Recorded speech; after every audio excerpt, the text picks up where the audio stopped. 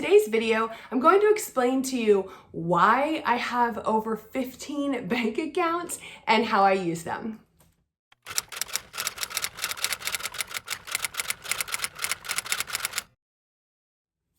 Hey there, welcome back to my channel. My name is Kristin, and I want to preface today's video by letting you know if you have been here and watched some of my videos before, then you know I'm pretty set on keeping things as simple as possible. But the content we're going to go through today probably isn't going to feel simple to you. Whether or not a task or a system feels simple or complicated really is completely dependent upon the person and the way their specific brain works. So my brain works a little bit differently, and for some reason, this system I'm going to show you today just clicks for me. It just really works well for the way my brain works. I've been using this system and this way of structuring our bank accounts and our spending accounts for well over a year now, and I have to say it has worked really well for us. Now, it probably wouldn't work as well if my husband was the one who managed the money, but I'm the one who manages the money in our family,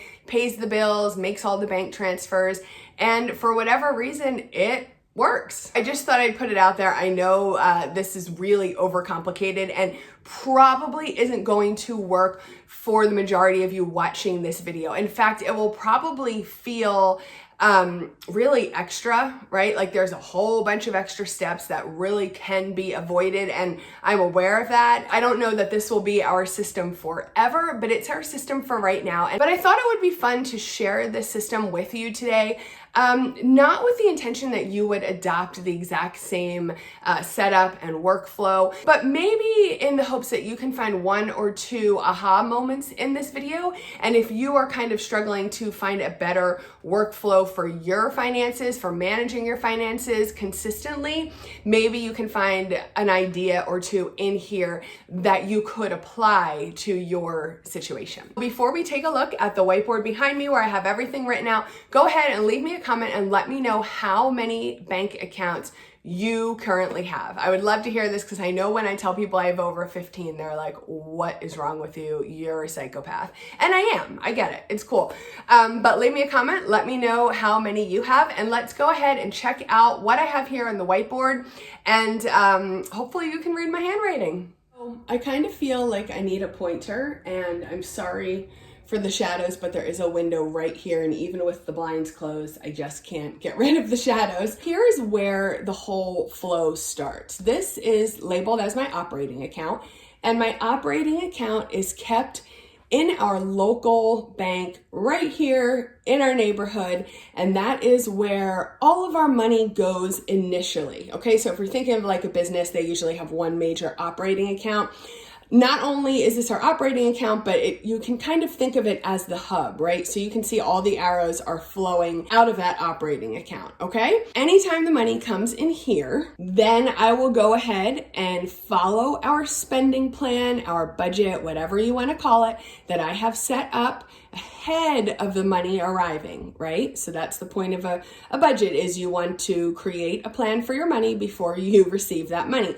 So everything that I transfer is pretty much based on the instructions I already created when I created our budget for the specific pay period, okay? So for a moment, let's go ahead and ignore the red account up here, and we're just going to focus on these accounts first. When the money here is received, usually via direct deposit into our operating account, then I will go ahead and siphon it off to these accounts. Let's go ahead and start with these pink accounts here. These are our sinking funds. Now, if you're not sure what sinking funds are or what they're used for, I will link a video up here in the cards. You can check that out when you're done, and I'll leave it down below in the description box as well, and it will tell you everything you need to know about sinking funds, what they are, how they work, why you need them, etc. These accounts here in pink are our main sinking fund account. For our birthday sinking fund, we save for birthday presents for myself and my husband, which is really just something small from the kids because we don't really purchase gifts for one another.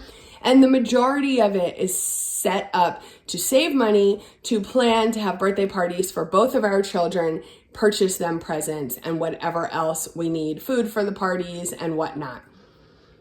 Christmas is kind of self-explanatory. Obviously, we use this account to save as much as we can year-round for Christmas. That way, when it arrives, we have the money sitting there and we don't have to try to smush it into our budget, or even worse, cover it on a credit card. Obviously, vacation, we just save for vacations in this sinking fund. This isn't saving up necessarily for a specific vacation.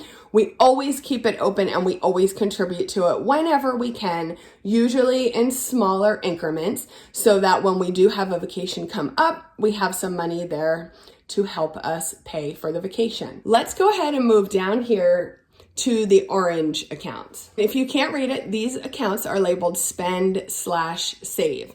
Now, these are what I call our hybrid accounts. So they're kind of half sinking fund, but also half spending account. So in these orange hybrid accounts, we have vehicles, home, and pets. The reason these are hybrid accounts is because they do have a high turnover, as in we're often spending money from these accounts. However, they're also accounts that we want to save over time and accumulate a substantial balance in them, just as you would with a sinking fund. I just don't see the need to split them into two separate accounts. You can think of these orange accounts as a sinking fund, but a sinking fund that kind of has a dual purpose of a short-term sinking fund and a longer-term sinking fund. When we're looking at the vehicle account, for example, we are saving money in there longer term because we are trying to build up that account to eventually pay for a new to us vehicle. We're also using it for the savings in the shorter term, i.e. spending, because we're also putting money in there that will cover any kind of maintenance, whether it be planned or unplanned, or any other purchases that we need to make relating to our vehicle. For example, if we needed new floor mats, even if I went to get a car wash, that spending would come right out of this vehicles account. Every year when I need to get inspection and emissions and anything they find that may need to be fixed or repaired to have my vehicle pass inspection, that also comes out of that vehicle account, okay? So we are constantly pulling money out of there. We're constantly putting money in there, and then we're also trying to maintain and grow a balance in that account over time so that when we are ready to purchase a new to us vehicle, we will have the money also in that account. Of course, the home and the pets account follow suit. Again, pets, we're just trying to save up a big balance in that account. God forbid we ever have a major health emergency with one of our pets. We would like to be able to take it out of this account instead of depleting our emergency fund account. Then, of course, we have our regular shorter term savings in the pet account that we would use for regular vet visits, any visits if they were sick, any kind of medication maybe they would need, when they need treats, when they need food, when they need new leashes. It's all going to come out of the pet accounts. Home is the same thing. We're trying to save more money in home over time to cover any kind of maybe new appliances, any improvements we want to do around the home, any kind of maintenance. For example, we are getting our driveway sealed in a couple of weeks. That money is going to come out of that home account, as well as any kind of little decor or knickknacks or anything that I purchase for the home also will come out of that home account. Okay, if you have any questions on these accounts, leave me a comment, let me know. Now we're going to move here to this group of accounts, the green accounts, and these are strictly spending accounts. Now again, if you want to get technical, they really are just short-term sinking funds with a really high turnover. So that means money's coming in there and really quickly coming right back out, right? These green accounts are really not set up to accumulate a balance of money over time. Now, sometimes there will be a couple dollars left in there from paycheck to paycheck because for whatever reason it just didn't get spent that pay period, and that's okay. I just let it sit in there and roll over. I don't deal with integrating that money back into our operating account and accounting for it. No. It sits in there, and because we've been doing this for so long, I have a really good idea of how much money we need to spend in these categories every single pay period. It's not often that we have more than just a couple bucks left over at the end of the pay period. And when that does happen, rest assured, it almost always gets spent the next pay period anyway. So let me just explain to you a little bit more about how I use our spending accounts. In case you can't read it, these accounts are giving, and this is more of a spontaneous giving, fuel for our cars, clothing that covers the entire family, all four of us, food, that's pretty self-explanatory, household. In our household category, we take care of things like toiletries, any kind of paper product, different things like that. Gifts, which this is gifts for anybody else outside of our immediate family. So we save for Mother's Day in here, Father's Day, any kind of graduation gifts,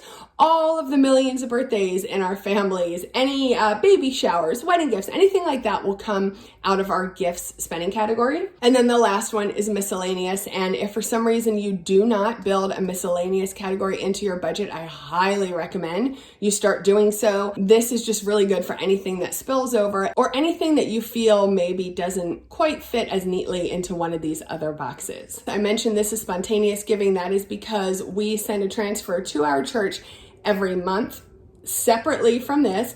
And we do give on a monthly basis to another charity. And this is extra money that we can keep for any type of giving that kind of just tugs at our heartstrings. If we have somebody that we know in our lives that has suffered some type of tragedy and people are doing a fundraiser and we want to help out, we can take from the giving account. When there's a tragedy anywhere actually in the world that we would like to try and help with, we can take the money out of the giving account. And it's just a good way to make sure that when we come across a cause that makes us feel like we want to be charitable, we want to help in some small way, we always have some money sitting there in that giving category. So that covers all of these different types of accounts. So again, remember, just one more time, the money comes here in our operating account. Then I pull out our budget, and our budget has the amounts pre-planned that I want to transfer to each one of these accounts, okay? And then the last account I want to mention is our emergency fund account. Our emergency fund account isn't getting much love these days because we were kind of focused on other financial goals. But our emergency fund account is also linked to our operating account. And when that was our primary financial goal, after we took everything else out and we did the rest of our budget, whatever was left at the end of the month, then we went ahead and transferred right to our emergency fund account. And that account we don't touch. So again, if you're not really familiar with what an emergency fund is, why it's so important that you have one, I will go ahead and also link a video that will give you all of the info you need on emergency funds. And I'll link that one down below as well, so you can go ahead and watch those and it will help all of this make more sense to you. For those of you who may have done the math and counted up all of these accounts, you will see this is actually only 14 accounts up here.